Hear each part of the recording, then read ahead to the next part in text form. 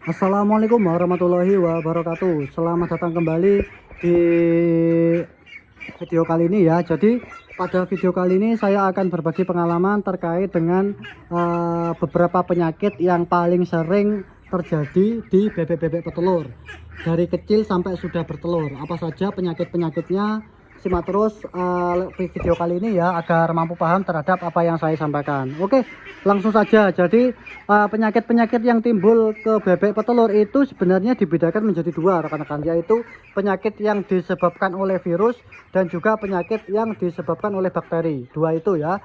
Kalau yang disebabkan oleh virus itu juga dibagi dua, yaitu virus yang ini sebenarnya kalau virus itu banyak sekali ya rekan-rekan, tapi saya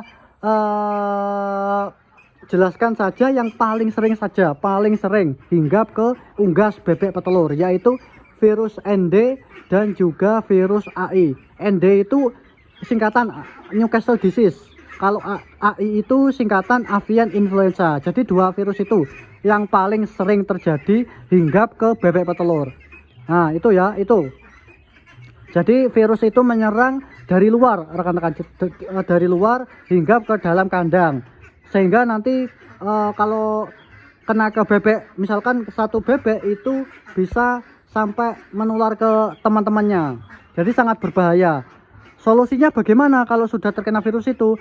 Kita cuma bisa mencegahnya rekan-rekan dengan pemberian vaksin ya. Kalau saya seperti itu saja, soalnya kalau sudah terkena itu sangat sulit diobati ya.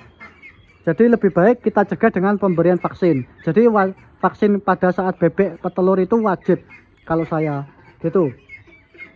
Vaksinnya umur berapa saja? Kalau saya umur 10 hari. Kalau dari kecil ini ya, 10 hari itu menggunakan vaksin jenis ND. Kalau saya menggunakan ND Lasota. Kalau rekan-rekan yang lain menggunakan ND yang lain juga boleh. ND clone, ND IB itu juga boleh. Pokoknya ND Newcastle disease ya, itu umur 10 hari. Kemudian vaksin kembali itu umur 2 bulan. Saya menggunakan vaksin jenis AI. Kalau vaksin jenis AI itu lewat suntik rekan-rekan, tidak bisa lewat air minum. Kalau vaksin ND itu kalau kecil umur 10 hari tadi saya lewat tetes hidung. Kemudian kalau umur 40 hari vaksin AI lewat suntik, seperti itu ya. Kemudian vaksin kembali umur 3 bulanan. Saya menggunakan vaksin ND lagi, jadi diulang lagi ND-nya.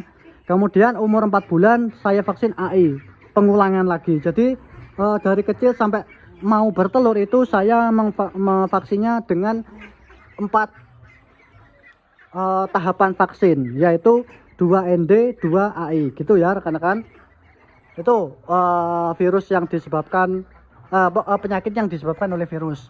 Kemudian ada juga penyakit yang disebabkan oleh bakteri. Nah itu juga dibagi menjadi dua, yaitu bakteri yang menyerang ke pernafasan dan bakteri yang menyerang ke pencernaan. Itu ya, dua penyakit bakteri itu yang paling sering terjadi rekan-rekan. Sebenarnya ada beberapa lagi bakteri yang hinggap ke bebek, tapi menurut saya yang paling sering terjadi itu dua itu ya. Penyakit yang disebabkan bakteri pencernaan itu mengakibatkan bebek menjadi pencernaannya terganggu, bisa karena penyakit bakteri itu ya, berak hijau, hasilnya berak kapur gitu-gitu. Itu solusinya diberikan antibiotik. Kalau saya biasanya menggunakan antibiotik namanya koleridin, seperti itu rekan-rekan. Nah itu ya kalau yang disebabkan oleh bakteri pencernaan. Kemudian yang disebabkan oleh bakteri pernafasan itu biasanya penyakit korisa, snot, pilek.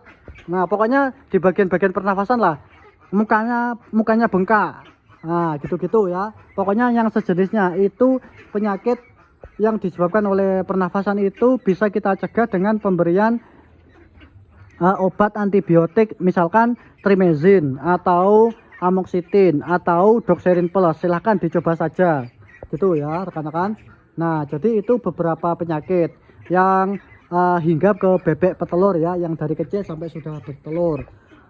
Kemudian penyakit-penyakit itu sebenarnya bisa kita cegah dengan pembersihan kandang rutin dan juga kandangnya kering. Jadi kebanyakan penyakit itu hinggap karena kandang becek basah. Kalau kandangnya kering insya Allah tidak akan mengganggu bebek rekan-rekan ya. Jadi usahakan kandang itu kering sekering-keringnya ya. Kalau memang kotor atau becek bisa kita bolak-balik atau kita nambahkan serbuk gergaji kayu, sekam padi boleh.